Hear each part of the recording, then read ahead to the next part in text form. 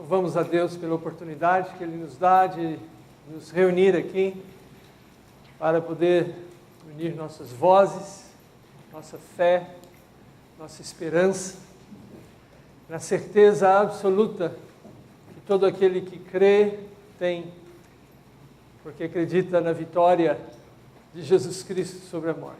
Por isso aqui estamos e unimos nossas vidas dessa maneira. Nós temos afirmado a nossa fé e voltamos a fazê-lo agora com esse texto conhecido como Credo Apostólico. Convido você a ficar em pé e respondamos a pergunta: cristãos, no que vocês creem? Creio em Deus Pai Todo-Poderoso, Criador do céu e da terra. Creio em Jesus Cristo, seu único Filho, nosso Senhor, o qual foi concebido por obra do Espírito Santo, nasceu da Virgem Maria, padeceu sob o poder de Pôncio Pilatos, foi crucificado, morto e sepultado, ressurgiu dos mortos ao terceiro dia, subiu ao céu, está sentado à direita de Deus Pai Todo-Poderoso, donde há de vir para julgar os vivos e os mortos. Creio no Espírito Santo, na Santa Igreja Universal, na comunhão dos santos, na remissão dos pecados, na ressurreição do corpo, na vida eterna. Amém. Sente-se, por favor. E mais uma vez ouçamos a mensagem de Deus pelos lábios do coral.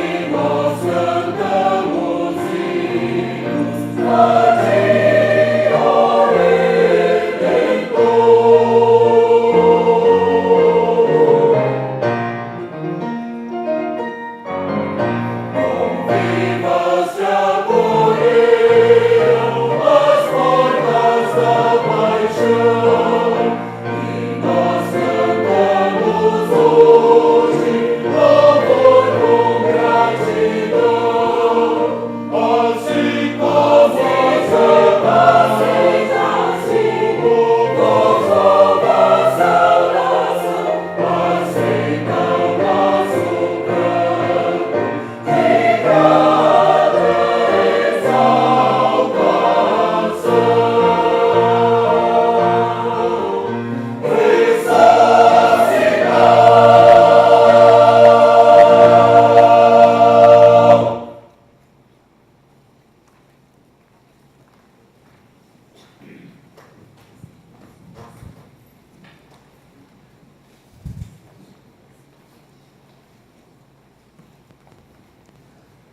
Abrimos as nossas Bíblias no Evangelho segundo Lucas, no capítulo 24.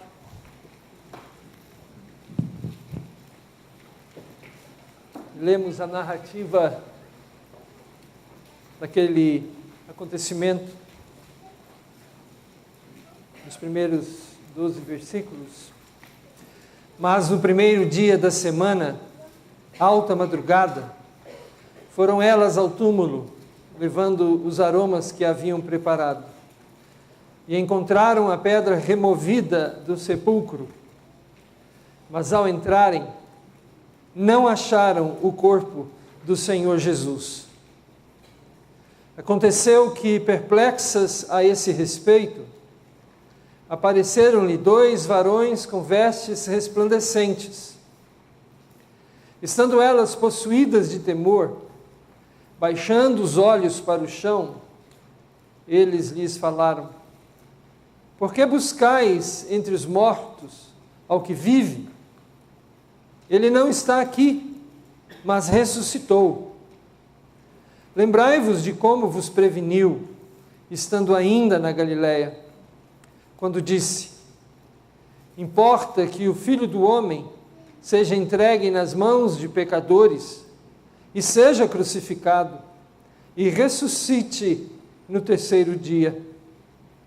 Então, se lembraram das suas palavras. E voltando do túmulo, anunciaram todas estas coisas aos 11, e a todos os mais que estavam com eles. Eram Maria Madalena, Joana e Maria, mãe de Tiago. Também as demais que estavam com elas confirmaram estas coisas aos apóstolos. Tais palavras lhes pareciam como delírio, e não acreditaram nelas.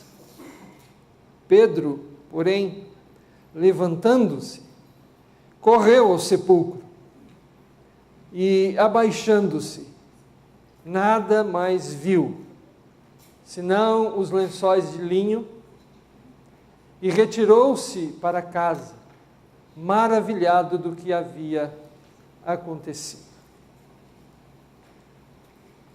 Nessa narrativa fiel e verdadeira do que aconteceu naquele primeiro dia da semana do calendário judaico, o dia das primícias, festa que sucede à festa da Páscoa. Aqui estamos nós hoje, certos pela fé dessa realidade. Por causa disso, então, vamos unir nossas vozes e vamos louvar juntos a Deus com um hino proposto. Vamos ficar também em pé para fazer isso.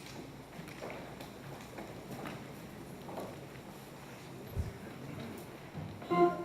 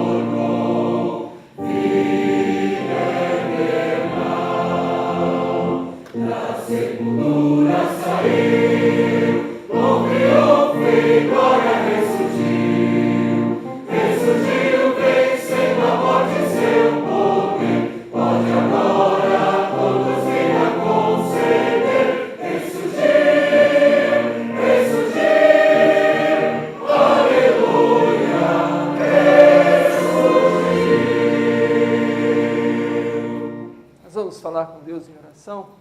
Eu vou convidar o Marcos, o diácono Marcos, para nos conduzir. Marcos, por favor. O microfone vai chegar aqui até você.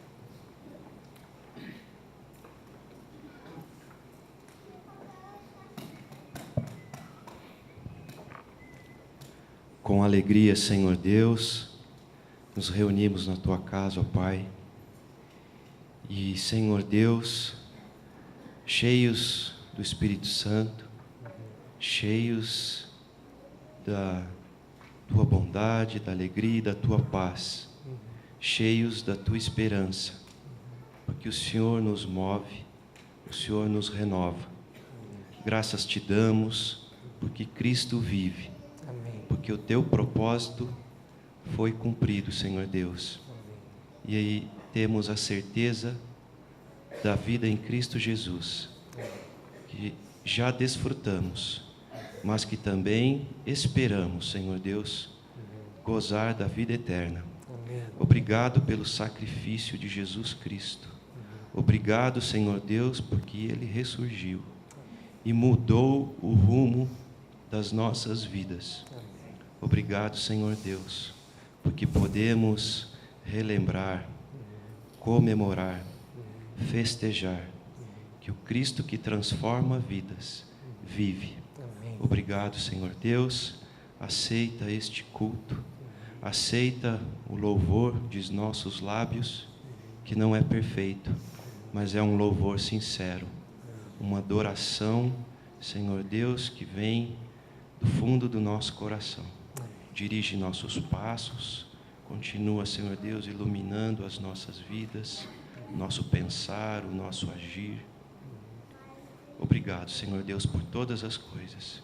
E derrama também, ó Pai, sobre as nossas vidas a Tua misericórdia e a Tua graça, como o Senhor já tem feito até aqui. Em nome de Jesus é que nós oramos, agradecidos. Amém. Amém. Depois de ressuscitado, o Senhor Jesus procurou os seus discípulos que estavam reunidos, como estamos agora. Então vamos ver quem Deus traz aqui, está ao seu lado, ao meu lado, e vamos nos cumprimentar no Senhor.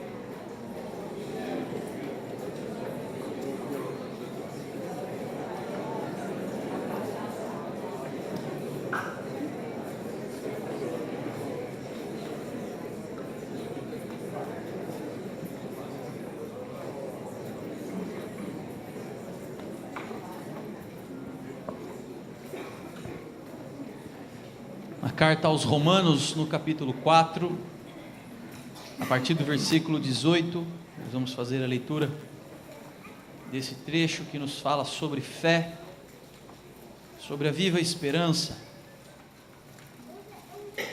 Deus deposita no coração dos seus filhos e das suas filhas, desde os tempos antigos, e nós somos privilegiados por podermos, através da presença dEle no nosso coração, através do Espírito Santo de Deus, crer.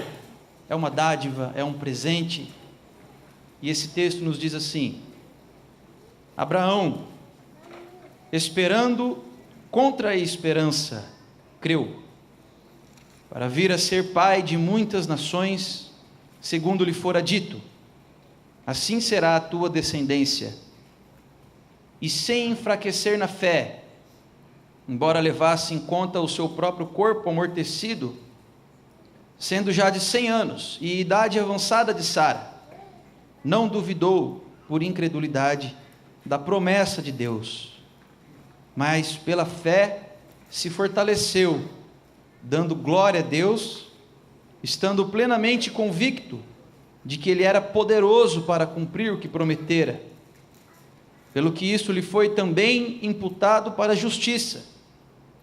E não somente por causa dele está escrito que lhe foi levado em conta, mas também por nossa causa, posto que a nós igualmente nos será imputado, a saber, a nós que cremos naquele que ressuscitou dentre os mortos, a Jesus, nosso Senhor, o qual foi entregue por causa das nossas transgressões e ressuscitou por causa da nossa justificação.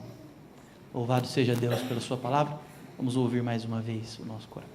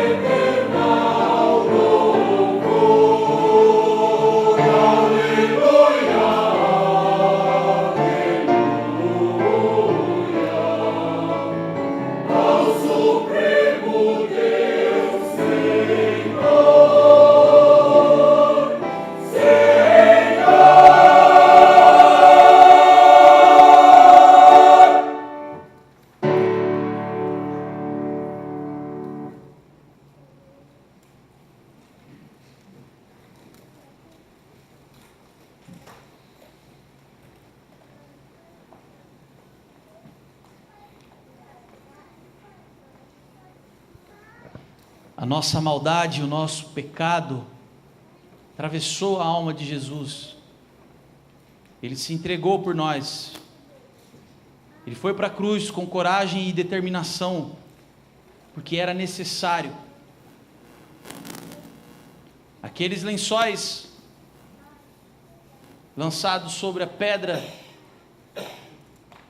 aquela grande porta pesada que selava o sepulcro, removida, significa os lençóis que cobriam o meu cadáver. Aquela pedra removida significa que agora minha alma pode sair do lugar escuro e sem vida. Porque Jesus ressuscitou, nós ressuscitaremos também. Ele foi morto pelo nosso pecado, foi atravessado pela nossa transgressão. Mas ele não ficou morto. O nosso pecado não pôde segurá-lo. O amor dele e a fidelidade ao seu próprio nome é mais forte do que o nosso pecado. A vida de Jesus é maior, mais poderosa do que a nossa morte. Vamos orar a Deus, confessando quem nós somos, em silêncio, durante alguns instantes. Vamos agradecer a Deus pelo grande amor que Ele nos mostrou. Vamos agradecer a Deus por Ele ser fiel ao seu próprio nome, às suas próprias promessas. Ele jamais deixou de cumprir uma só delas. Sempre foi assim, sempre será assim. Nós podemos nos alegrar hoje, porque Cristo ressuscitou. Vamos confessar os nossos pecados com alegria, amados, pelo perdão que Ele nos dá, com uma confissão sincera, verdadeira, com arrependimento genuíno e uma alegria imensa por termos essa nova chance de viver. Oremos silenciosamente durante alguns instantes.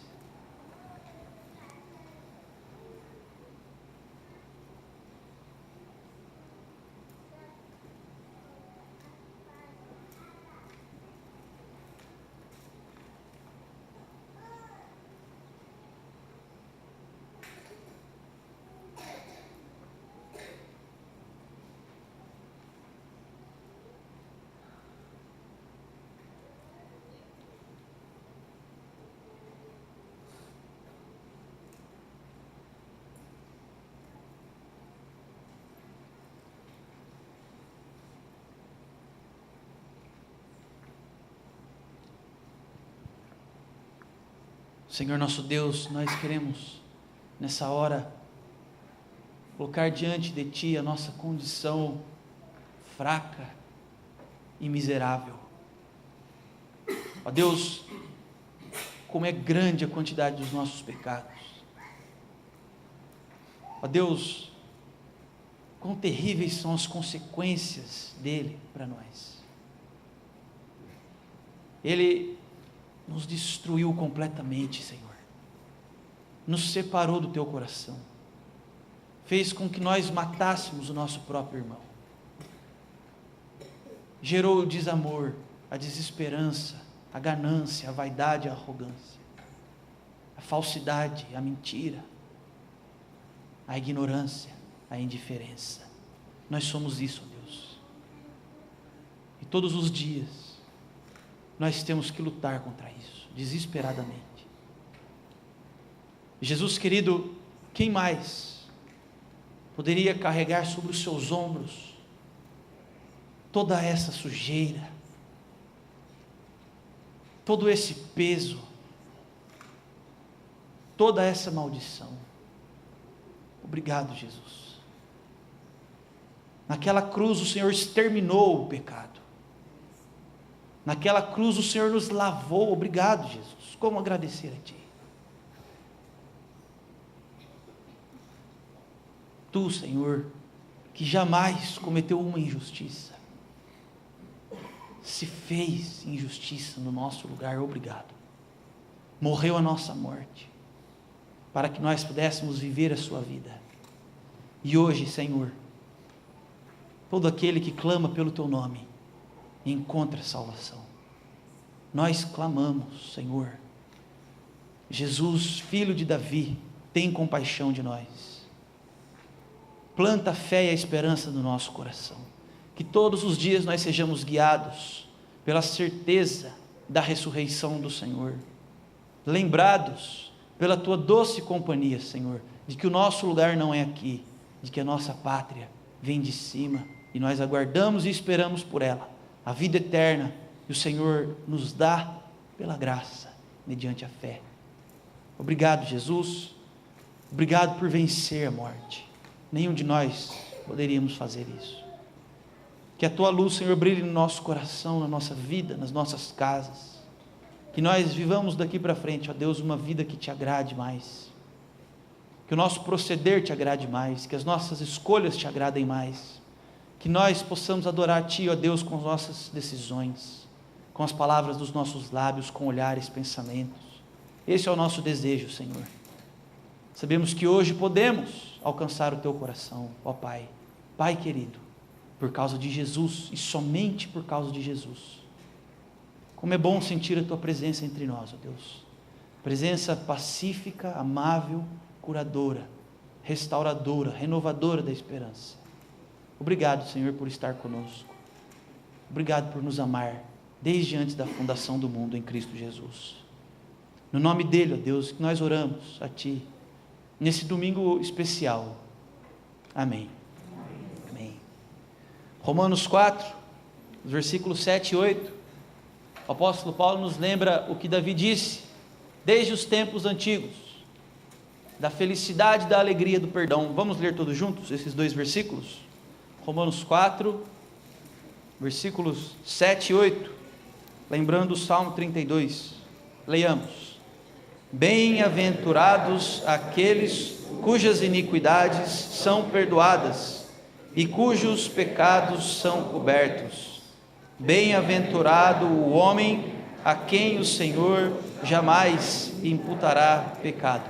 Louvado seja o nosso Senhor Jesus Cristo.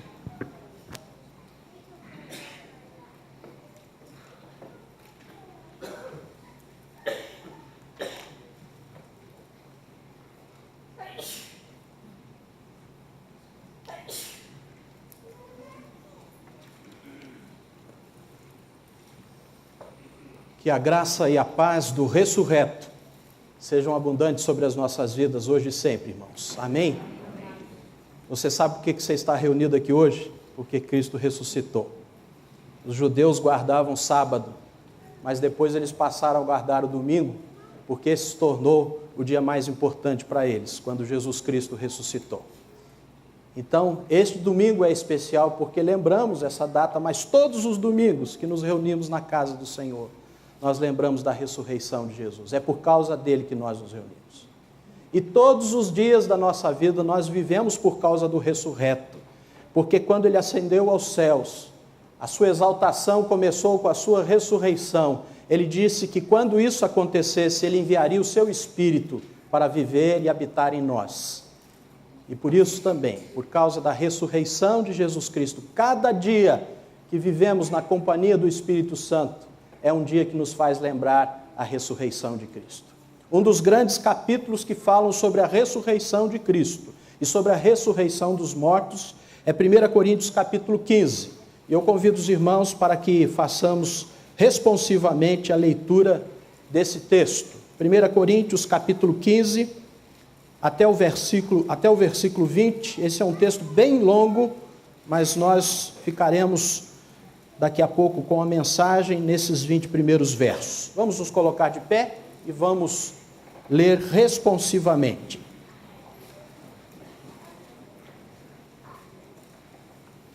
Irmãos, venho lembrar-vos o evangelho que vos anunciei, o qual recebestes e no qual ainda perseverais.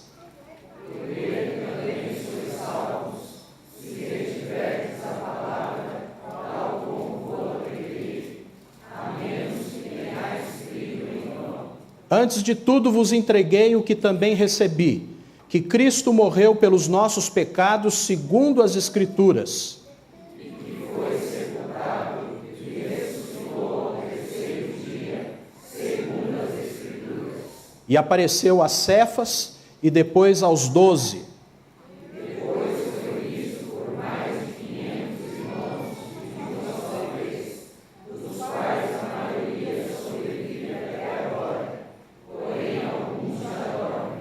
Depois foi visto por Tiago, mais tarde por todos os apóstolos. E afinal, depois de todos, foi visto também por mim, como por um nascido fora de tempo. Porque eu sou o menor dos apóstolos, que mesmo não sou digno de ser chamado apóstolo, pois persegui a igreja de Deus.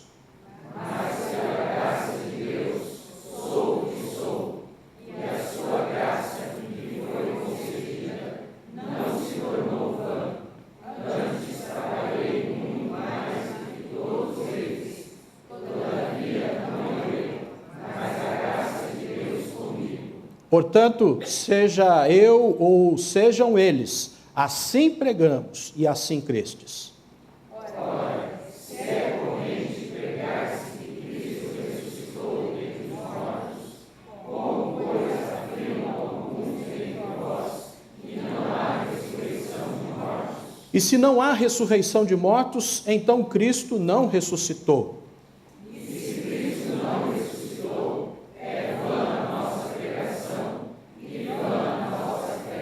E somos tidos por falsas testemunhas de Deus, porque temos asseverado contra Deus que ele ressuscitou a Cristo, ao qual ele não ressuscitou, se é certo que os mortos não ressuscitam.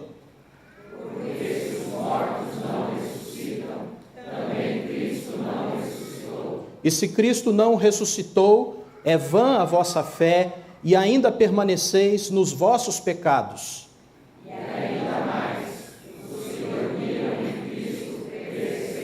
Se a nossa esperança em Cristo se limita apenas a esta vida, somos os mais infelizes de todos os homens.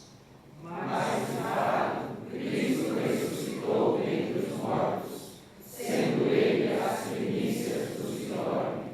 Amém, irmãos? Nós vamos louvar ainda ao Senhor com o cântico do hino 137, porque vivo está. E enquanto cantamos esse hino, damos oportunidade aos irmãos e irmãs que separaram este momento para consagrarem a Deus seus dízimos e ofertas, de fazê-lo com gratidão ao Senhor. Perdão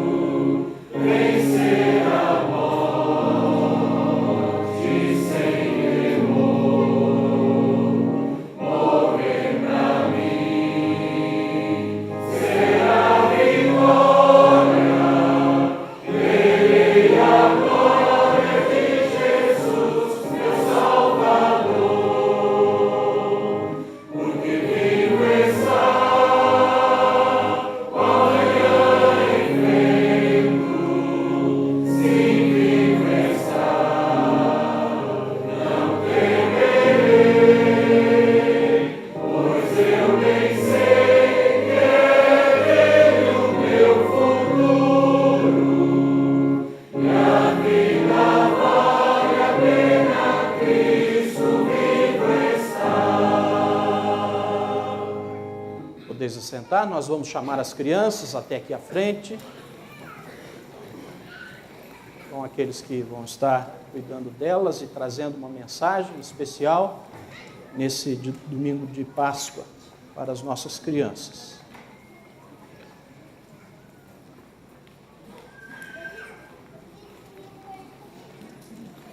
Nós vamos orar com elas e por elas, também agradecendo a Deus pelos dízimos e ofertas consagrados ao Senhor nesta hora. Já que o Carlos Augusto vai nos dirigir nessa palavra de oração. Senhor Deus e Pai, graças te damos porque estamos aqui louvando, bendizendo e glorificando o teu santo nome. Queremos lhe agradecer nesse momento pelos dízimos e ofertas aqui depositados e que para a honra e glória do Senhor sejam usados com sabedoria pelos dirigentes, pela administração da igreja. Que em nome de Jesus também o Espírito Santo do Senhor esteja tocando em cheio o coração daqueles que vão trazer a mensagem, tanto para os adultos quanto para as crianças. Que enche os nossos corações, ó Pai, com a Tua palavra, que saiamos daqui, ó Pai, cheios do Espírito Santo e diferentes do modo que entramos aqui esta noite. Que ache guarida, ó Pai, em nossos corações. E em nome e por amor de Cristo, com o perdão dos nossos pecados, é que oramos agradecidos hoje e sempre. Amém. Amém, Senhor. Amém.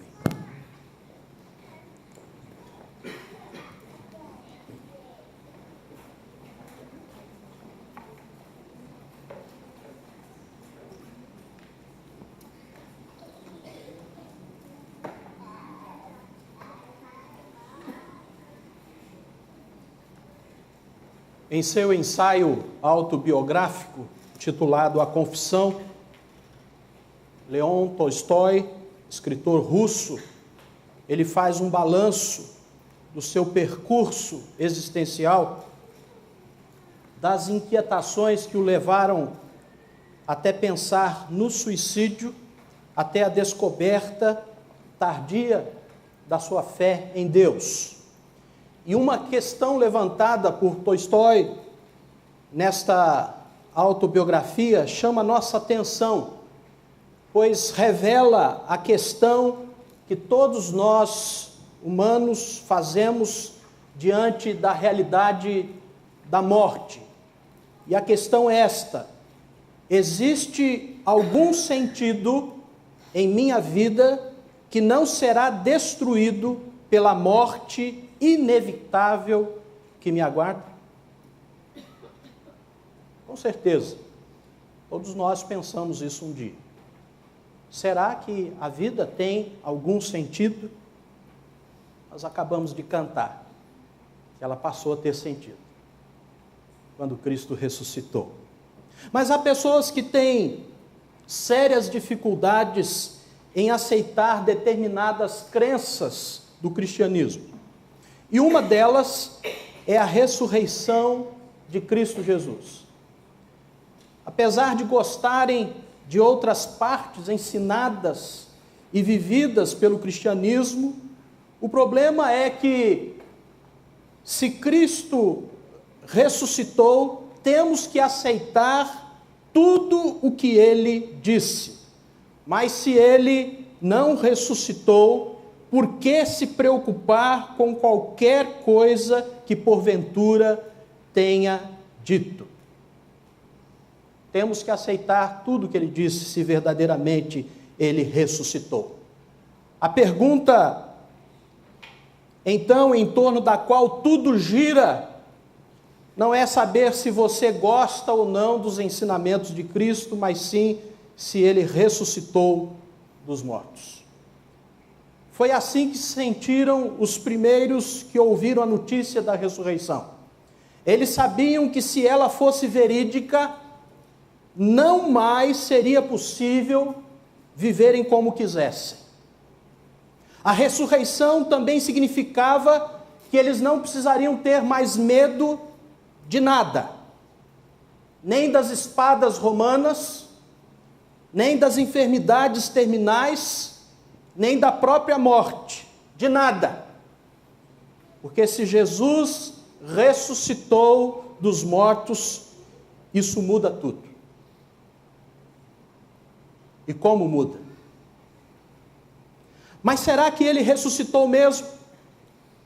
A maioria daqueles que não creem que a ressurreição de Jesus realmente ocorreu, oferece como explicação para o início do cristianismo um cenário mais ou menos assim, descrito pelo pastor Tim Keller, num dos seus livros que fala sobre o ceticismo da atualidade. Ele diz o seguinte: naquela época, os indivíduos não possuíam o nosso conhecimento científico a respeito do mundo. Acreditavam em magia e em acontecimentos sobrenaturais. Eram presas fáceis de relatos sobre um Jesus que havia ressuscitado, pois acreditavam na ressurreição dos mortos. Os seguidores de Jesus ficaram desolados quando ele foi morto.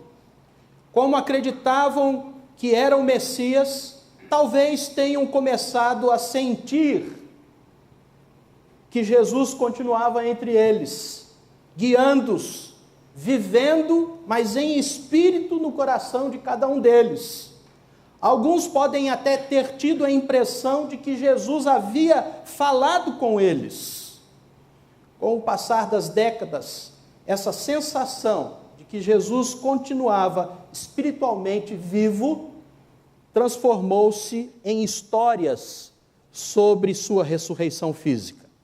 Os relatos da ressurreição nos 4 evangelhos serviram para sustentar esta crença. E essa tem sido a discussão nos meios liberais. Essa tem sido a discussão no meio daqueles que são céticos em relação a este grande e comprovado milagre da história, que foi a ressurreição de Jesus Cristo. Mas a ressurreição de Jesus Cristo, afirma Josh McDowell, um dos apologetas que escreveu sobre muitos assuntos, e dentre eles a respeito da ressurreição de Jesus. A ressurreição de Jesus Cristo é uma das fraudes mais maldosas, depravadas e insensíveis já maquinadas pela mente humana, ou então é o fato mais fantástico da história. E ele afirma que Jesus possui 3 credenciais básicas: o impacto da sua vida na história, profecias que se cumpriram na sua vida e a sua ressurreição dos mortos. A ressurreição de Jesus Cristo e o cristianismo permanecem em pé ou caem por terra juntos, afirma ele. Mas louvado seja Deus, nós podemos cantar hoje muitos hinos dizendo: aleluia, Jesus Cristo ressuscitou.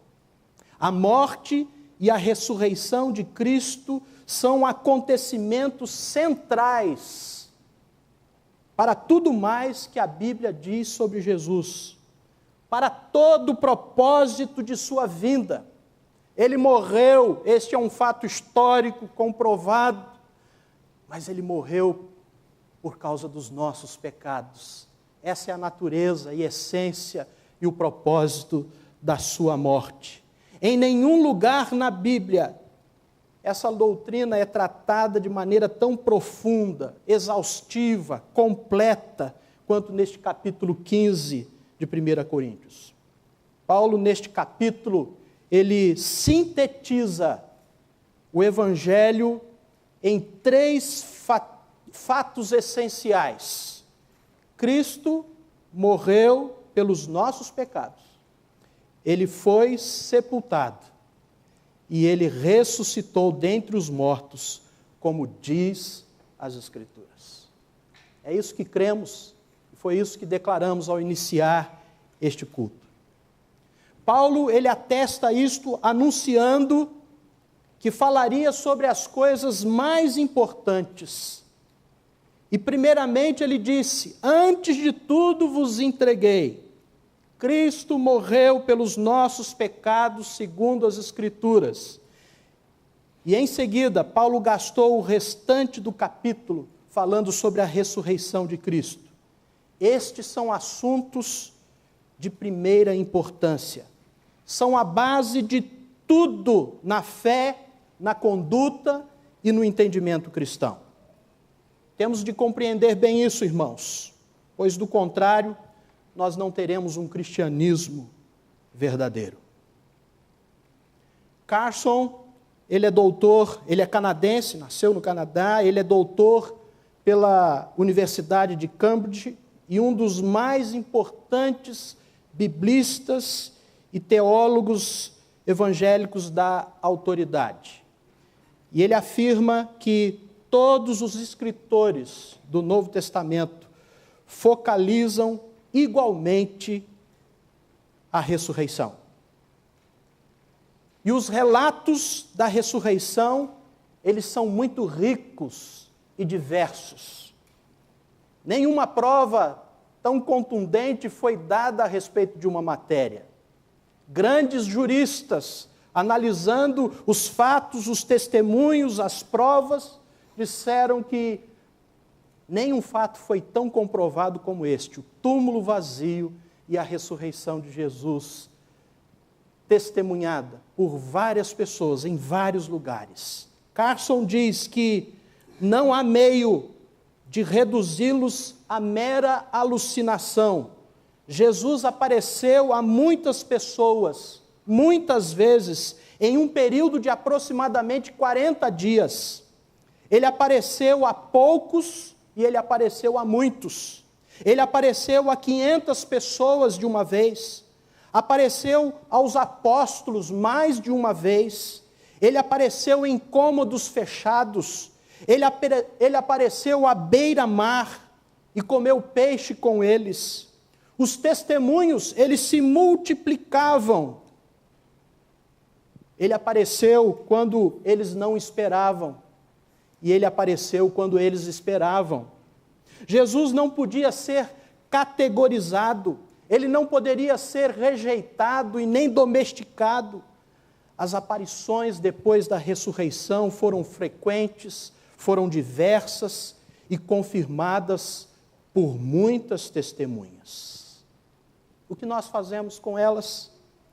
Se você pensa que os primeiros cristãos inventaram isso, ou foram de algum modo enganados, ou vítimas de algum tipo de psicologia de massas, é difícil explicar porque estavam dispostos a morrer por causa da sua fé.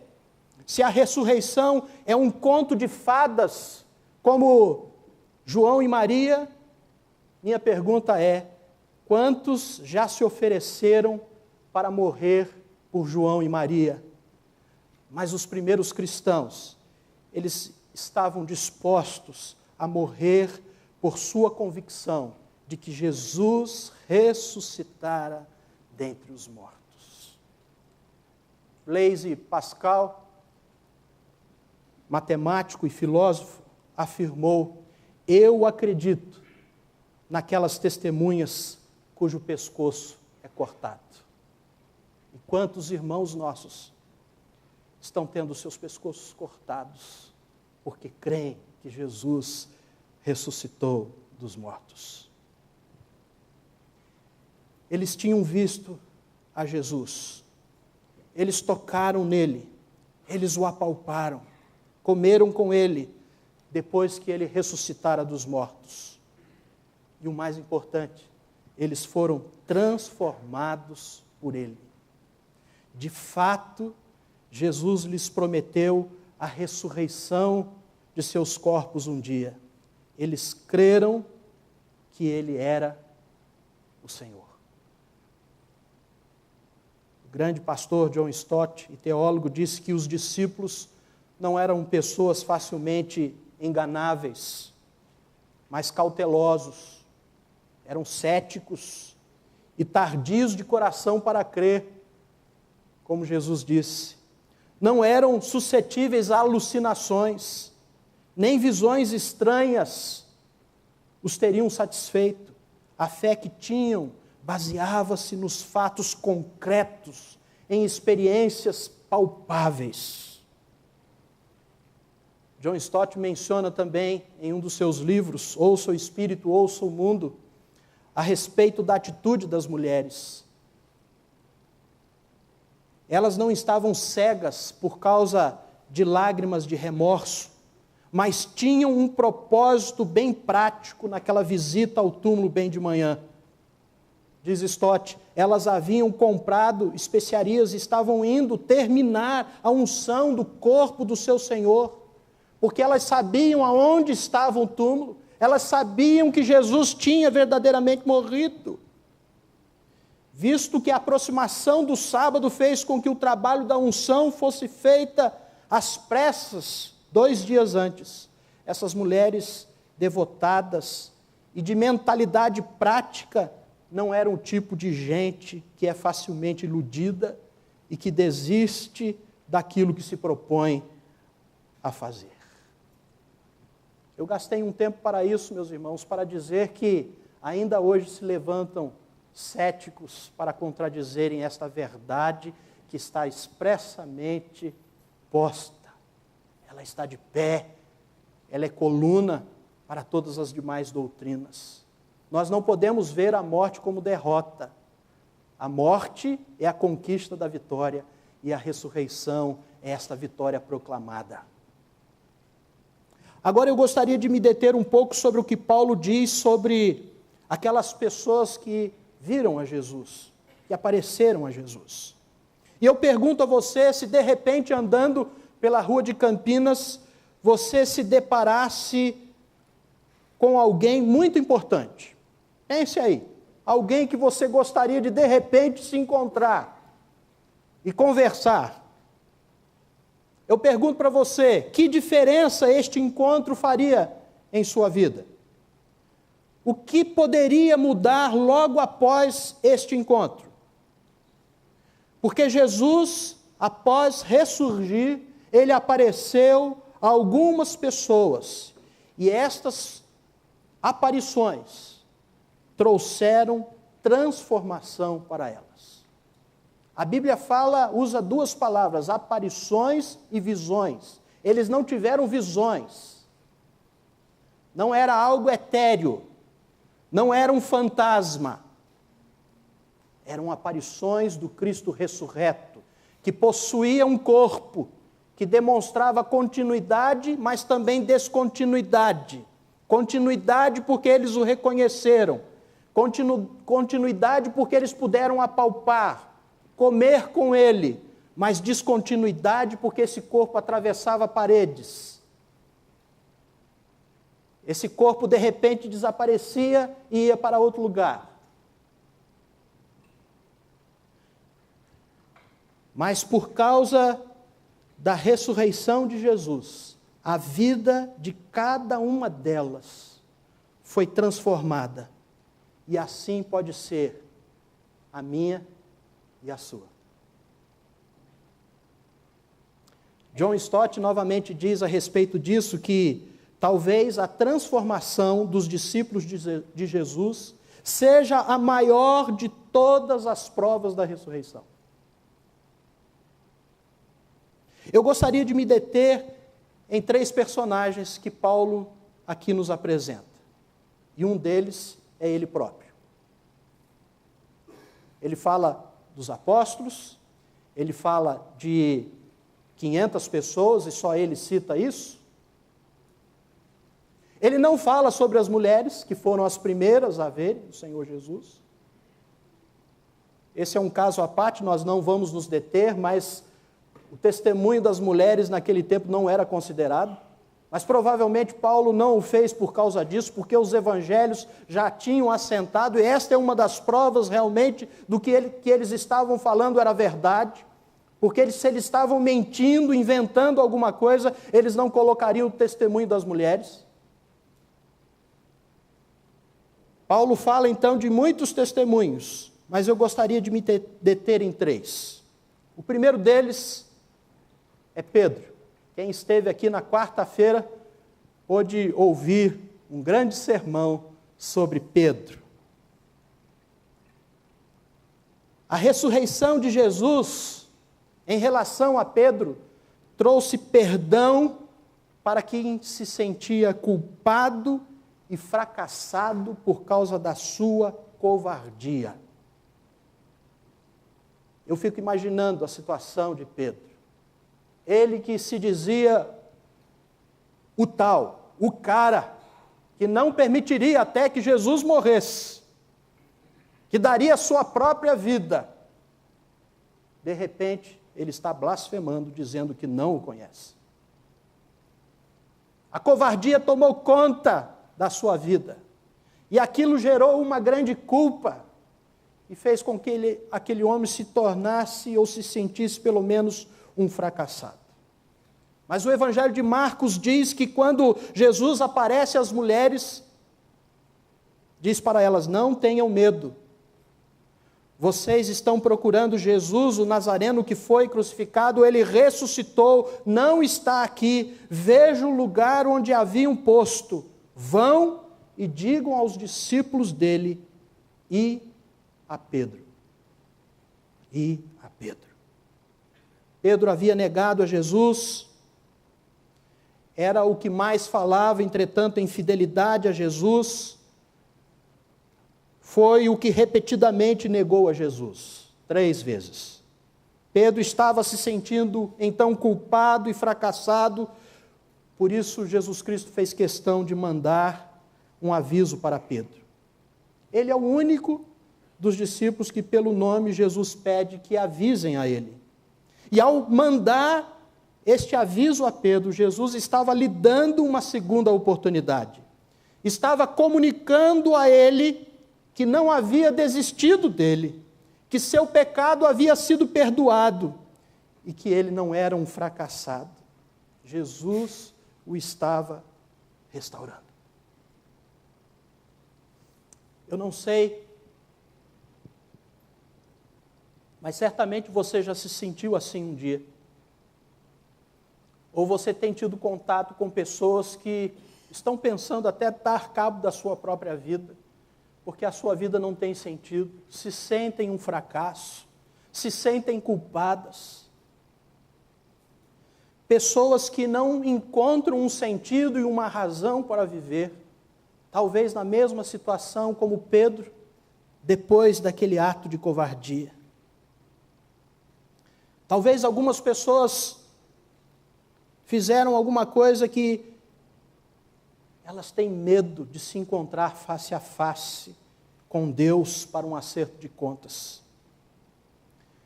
Mas quando o Senhor Jesus aparece a Pedro, Jesus dá para ele um recomeço de vida, uma vida sem culpa, e por isso Pedro pode, com ousadia agora, passar a falar de Jesus ao mundo e se tornar um dos maiores e mais importantes líderes da igreja. Porque o ressurreto pediu para avisar: digam a Pedro que eu vou me encontrar com ele. A ressurreição traz esperança para o culpado, para o fracassado, para o covarde.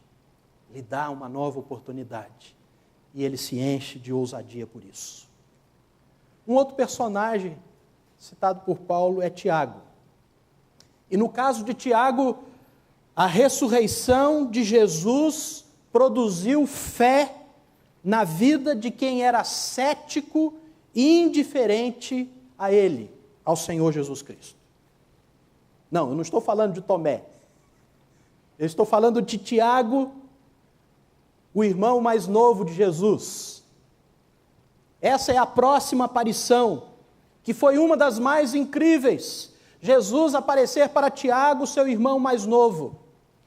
A alusão de Paulo a Tiago nesse contexto dos aparecimentos, possivelmente, seja devido à posição proeminente que Tiago ocupa na comunidade cristã primitiva. Basta ler o livro de Atos dos Apóstolos para você perceber isso. E o que torna esse fato mais incrível é que, aparentemente, nem Tiago ou nenhum de seus irmãos acreditavam em Jesus durante o tempo do seu ministério. Em João capítulo 7, versículo 5, nós lemos: pois nem os seus irmãos criam nele.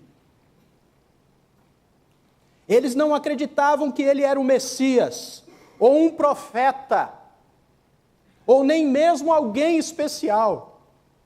Achavam que ele era um louco. Mas após a ressurreição, os irmãos de Jesus, sabe aonde eles aparecem?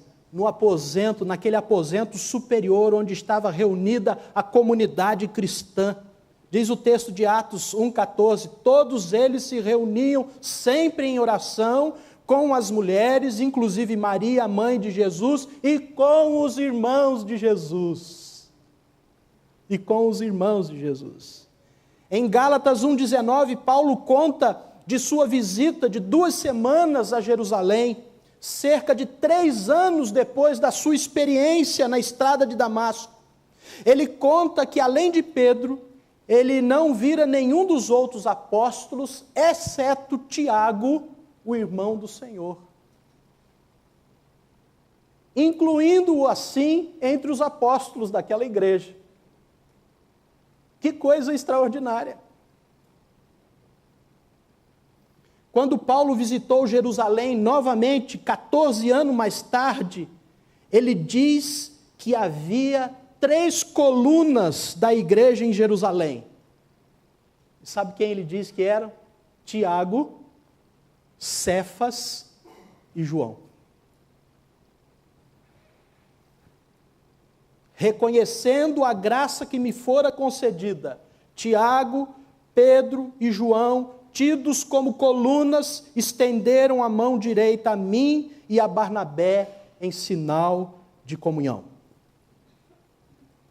De repente, Tiago sai de cena como muitos outros discípulos, e aí nós temos que recorrer muitas vezes ao historiador Joséfo, esse historiador judeu, e através dele nós ficamos sabendo que Tiago foi apedrejado até a morte pelo Sinédrio em algum período após o ano 60 depois de Cristo.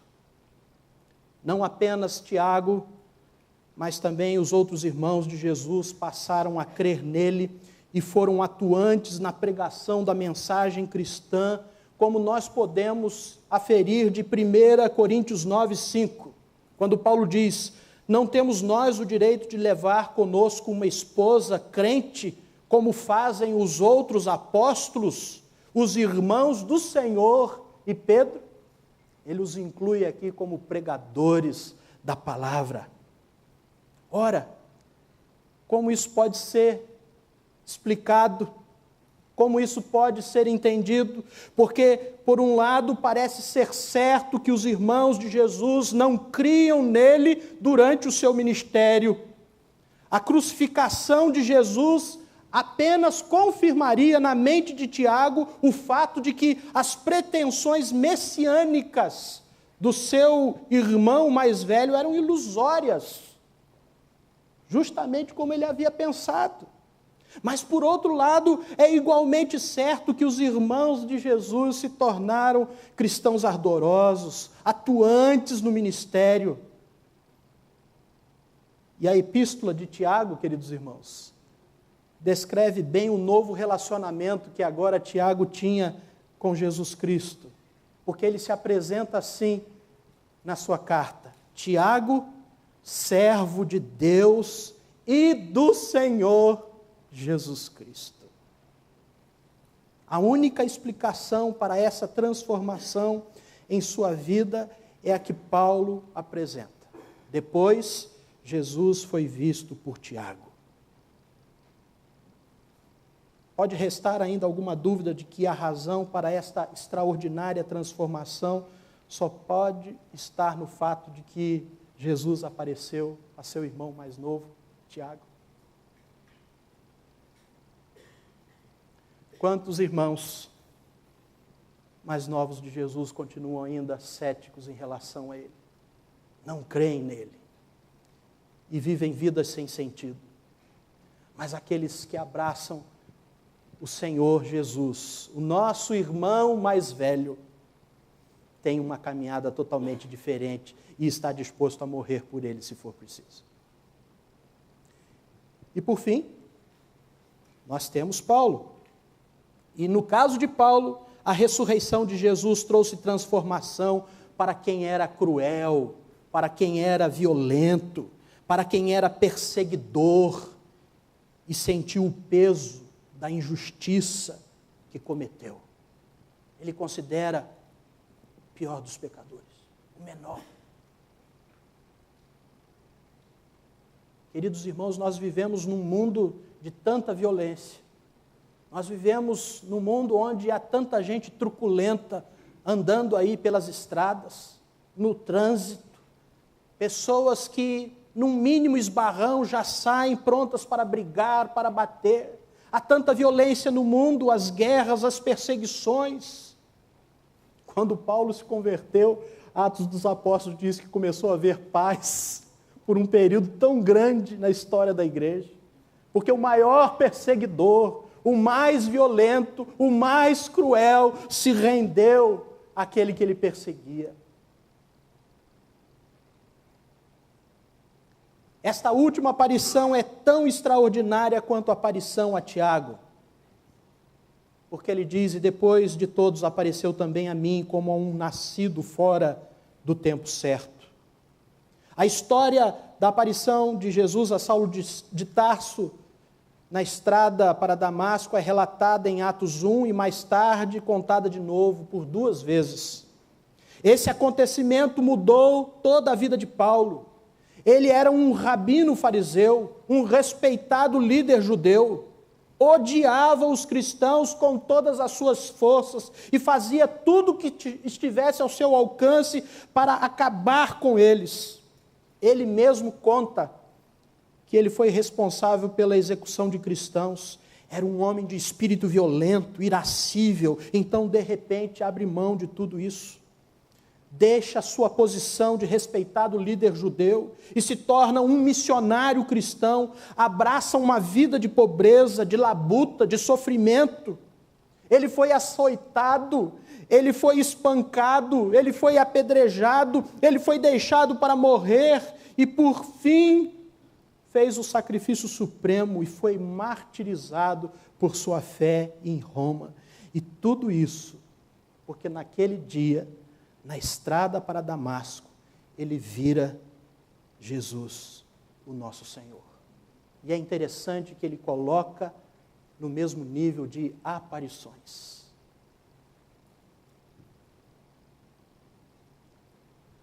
Você tem um espírito violento, irascível? Quando Jesus apareceu a Paulo, depois que ele ressuscitou, ele transformou a sua vida e fez dele um homem firme, mas um homem amoroso. Um homem firme, mas um homem manso. Quando ele apareceu a Paulo, Jesus deu para ele um recomeço de vida. Uma vida sem um espírito violento. E por isso, Paulo pôde com ousadia falar do amor de Jesus ao mundo. Eu termino dizendo que a ressurreição de Jesus nos garante algumas coisas. A primeira delas, o perdão de Deus. Porque Jesus ressuscitou, nós podemos descansar no fato de que nossos pecados foram perdoados. Paulo trata isso aí, porque se Cristo não ressuscitou, a nossa pregação é vã, a nossa fé é vã, e permanecemos nos nossos pecados, e aqueles que morreram pereceram. Mas, de fato, Cristo ressuscitou, e isso nos garante o perdão dos nossos pecados. Mas a ressurreição de Jesus Cristo nos garante também o poder de Deus. Porque como nós vamos viver esta vida nova por nós mesmos? É o poder do ressuscitado que nos garante isso.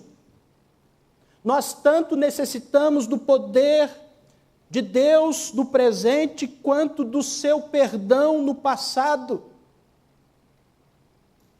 Paulo diz que ele queria experimentar o poder da sua ressurreição, e ele orava para que os crentes experimentassem isso. É o poder da ressurreição de Jesus Cristo que também nos faz vencer a morte. gerada pelo pecado em nossas vidas.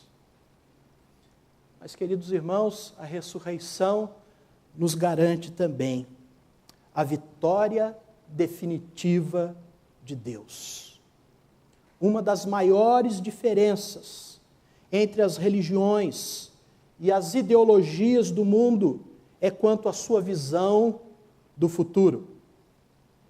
E algumas delas não oferecem esperança alguma, pelo contrário, sucumbem em desespero existencial, fazendo com que aqueles que abraçaram essas ideologias morram agonizantes por não terem esperança. Mas Paulo diz que se a nossa esperança em Cristo se limita apenas a esta vida, nós somos os mais infelizes de todos os homens. Ou como diz Pedro, Deus nos regenerou para uma viva esperança mediante a ressurreição de Jesus Cristo dentre os mortos. A língua grega usa o tempo passado para descrever uma ação única no passado.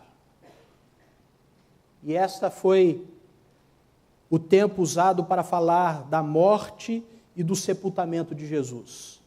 Mas, para o verbo ser levantado, ressuscitou, o grego emprega o tempo perfeito para indicar uma ação ocorrida no passado, mas que possui relevância duradoura para o presente. Isto é, Jesus foi levantado dos mortos e continua sua vida no estado ressurreto. E é por causa disso que nós temos esperança para o futuro. Falar da ressurreição de Jesus é falar da nossa esperança para o futuro. E eu gostaria de te fazer lembrar desta hoje senhora, Joni Eareckson Tada.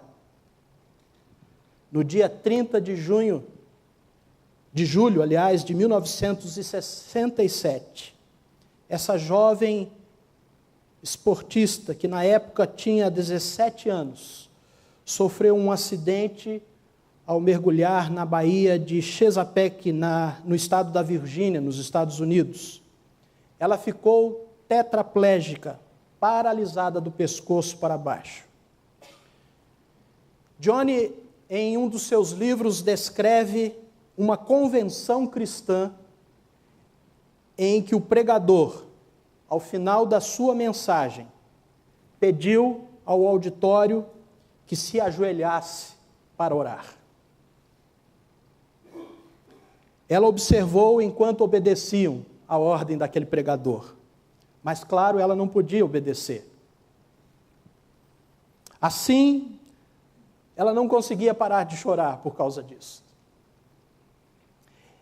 Era ainda mais difícil para ela porque, tendo crescido na igreja episcopal reformada, estava acostumada a ajoelhar-se para orar. E foi neste momento que Joni se lembrou da ressurreição de Jesus Cristo. E ela diz em um dos seus livros: sentada ali, lembrei-me de que no céu serei livre para pular, para dançar, para chutar e fazer aeróbica. E embora tenha certeza de que Jesus ficará deliciado em me ver na ponta dos pés, há algo que planejo fazer e que pode alegrá-lo mais. E ela diz: se possível, em algum lugar, em algum momento antes da festa começar, em algum momento antes de os convidados serem chamados à mesa do banquete nas bodas do Cordeiro, a primeira coisa que planejo fazer com minhas pernas ressuscitadas é cair sobre os joelhos, gratos e glorificados. E em silêncio, vou me ajoelhar aos pés de Jesus. E Johnny escreve várias vezes em seu livro: mal posso esperar.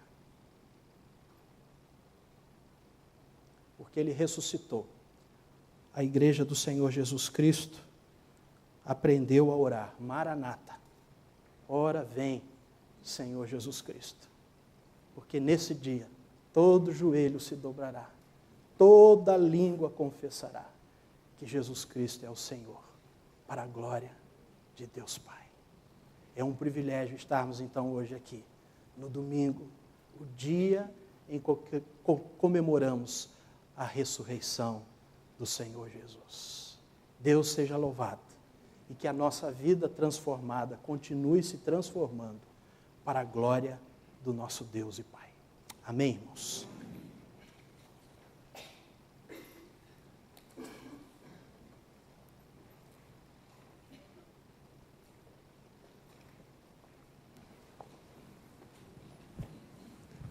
Faz a oração final e a bênção. Convido as pessoas para ficarem em pé. Vamos colocar de pé, irmãos, para a oração final e bênção.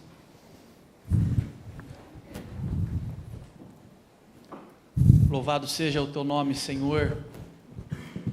Louvado seja o teu nome para sempre no meio do teu povo, porque nós podemos acreditar. Há evidências, e a maior delas está num lugar onde nada e nem ninguém pode arrancar, de dentro do nosso coração e da nossa alma. Amém.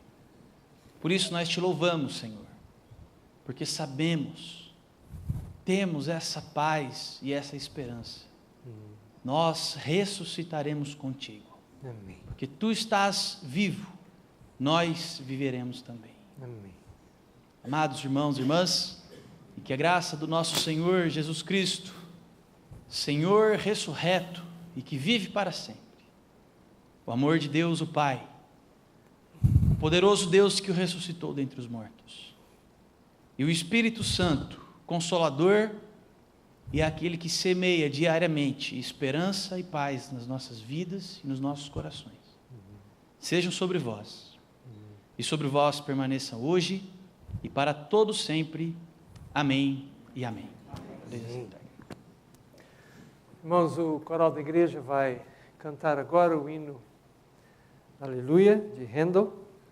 E é uma tradição, nos lugares onde esse hino é cantado, que os presentes fiquem em pé. Nós vamos manter essa tradição agora. E se você já cantou essa música em algum outro momento, acredito que o coral não vai nos censurar se nós nos unirmos a eles.